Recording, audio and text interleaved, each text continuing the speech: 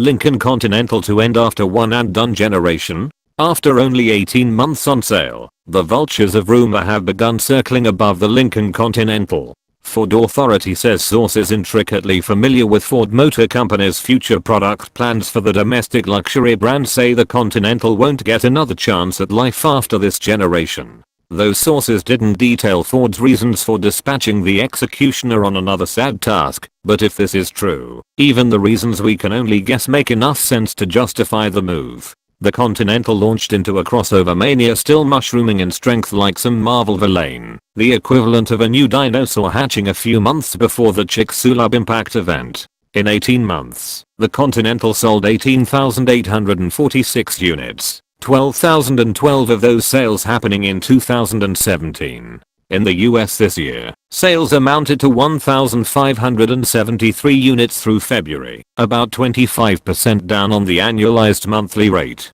It could be worse. The Lexus GS has found 1,009 US buyers so far this year, the Acura RLX, 285. Conversely, the Cadillac XTS, yes, a fleet darling, secured 3,163 sales in the same period. And the German kingpins live in another dimension, with BMW scooting 5,641 5 Series models off dealer lots, and the Mercedes E-Class boasting 8,411 sales of all three variants. Even the much more expensive and much more profitable Lincoln Navigator rang up 2,351 sales in the first 60 days of 2018.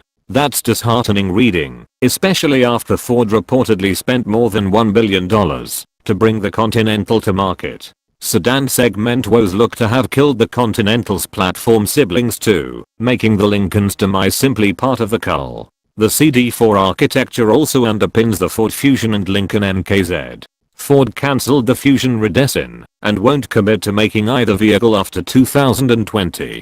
Lincoln's passenger car sales declined more than 30% last month. Meanwhile, Lincoln needs to spend its money on the crossovers that are selling and investment in the coming 3-row Aviator that will replace the MKT. Ford has a CD6 platform in development that suits front, rear and all-wheel drive vehicles. Under previous CEO Mark Fields, a new Fusion, Mustang, and MKZ would ride on the CD6, as well as the new Explorer and a Lincoln Brother.